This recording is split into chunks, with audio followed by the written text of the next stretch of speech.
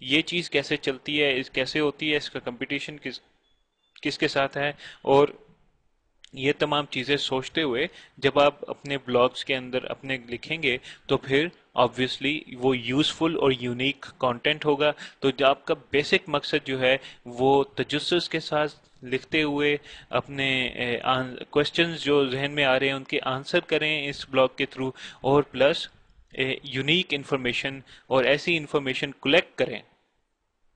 یہاں پہ بڑی امپورٹنٹ سمجھنے کی بات ہے. مسئلہ یہ ہے کہ انفارمیشن بہت زیادہ ہے اور وہ ڈسٹریبیوٹیڈ ہے، تو لوگ ایسی جگہ ڈھونڈتے ہیں جہاں پہ ان کے مطلب کی جو انفارمیشن ہے وہ اکٹھی ہوئی ہو. تو جب آپ یونیک کانٹینٹ لکھیں گے تو وہ آپ نے کوئی اپنے ذہن سے کسی چیز کے بارے میں ہر چیز نہیں بنا سکتا آدمی، لیکن وہ ضرور اپنی ریسرچ، اپنی ریڈنگ، اس کے نقطہ نظر کے لحاظ سے پھر اپنی اوپینین اور فیکٹس کو اپنے بلاگ کے تھرو بیان کر سکتا ہے.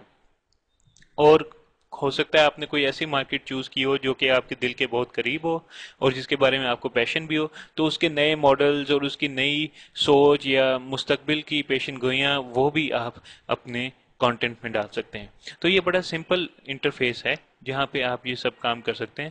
آپ ایزیلی اپنا ایک ٹائٹل یہاں پہ دیں گے. اب ظاہر ہے ٹائٹل جو ہے یہ سب سے امپورٹنٹ چیز ہوتی ہے. ہیڈنگ جو ہے وہ سب سے امپورٹنٹ چیز ہوتی ہے. اخبار میں بھی جو سرخی ہوتی ہے، جو ہیڈنگ ہوتی ہے، وہ جو ریڈر ہوتا ہے اس کی توجہ اپنی طرف لے کے آنے کے لیے اور توجہ کو کیپچر کرنے کے لیے یوز ہوتی ہے. تو جب ایک دفعہ جو ٹائٹل ہے وہ آپ کا ایسا ہونا چاہیے، نمبر ون جو انٹرسٹنگ ہو، اور نمبر دو اس کے اندر آپ کا پرائمری کی ورڈ ہو، جو آپ نے مین کی ورڈ جس کو ٹارگٹ کر رہے ہیں جس مارکیٹ میں، وہ کی ورڈ اس میں ہونا لازمی ہے. ٹھیک ہے.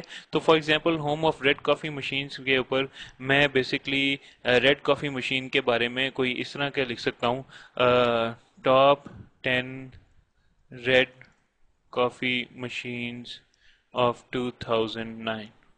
ٹھیک ہے، کوئی ایسی ہیڈنگ میں ڈال سکتا ہوں.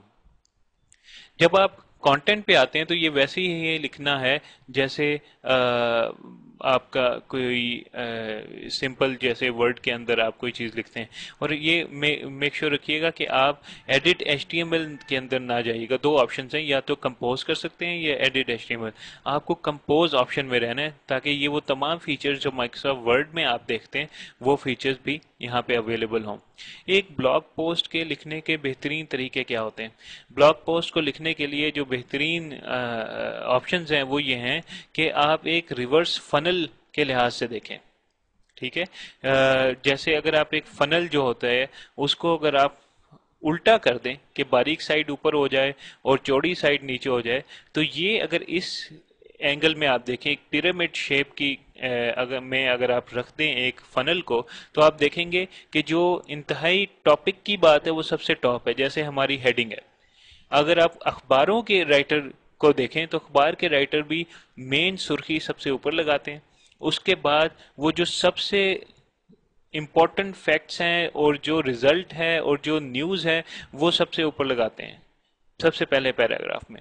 اور اس کے بعد وہ اس کے اندر ایکسپلین کرتے ہیں کہ فلانے نے کیا کہا، دوسروں نے کیا کہا، اور ریسورسز سے کیا بات ہوئی. اور اگر کوئی لمبی خبر ہے تو پھر اس کے اندر جو مزید بحث ہے اس خبر کے پیچھے، وہ کانٹیکسٹ کو وہ اس کے اندر بیان کرتے ہیں.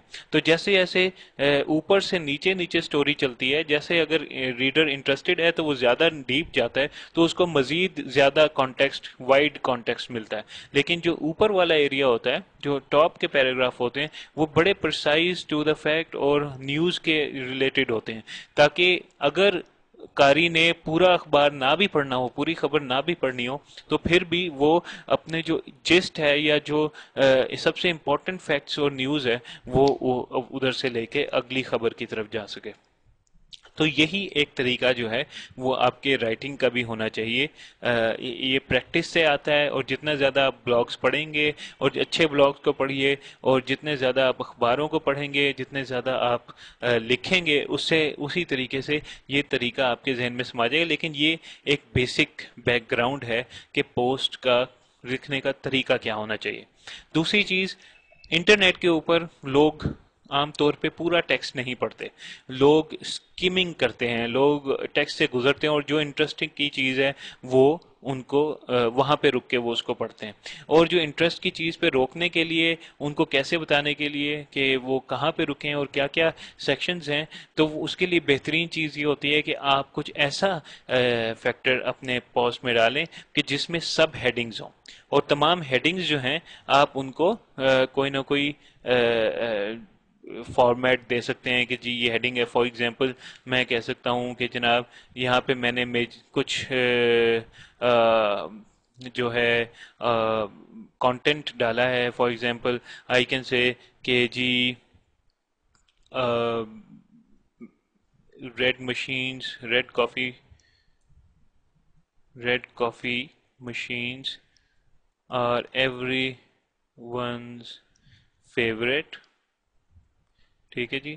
Here are the top 10 red coffee machines for the year 2009.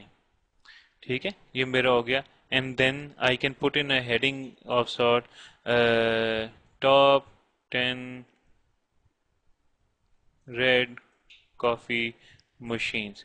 اب ایس ای او کے نقطہ نظر سے یہ امپورٹنٹ ہے کہ میں اس چیز کو دیکھوں کہ جو میرا مین کی ورڈ ہے وہ یہاں پہ بھی آ رہا ہے، اور وہ میرا کہیں نہ کہیں جیسے ریڈ کافی مشینز ادھر ہو گیا، ریڈ کافی مشینز ادھر ہو گیا، اس کے بعد یہ بہت زیادہ نہیں ہونا چاہیے، لیکن میرے فرسٹ پیراگراف میں اور لاسٹ پیراگراف میں اس کا کچھ نہ کچھ ریشو ضرور ہونا چاہیے. وہ ایس ای او پرسپیکٹو سے امپورٹنٹ ہے.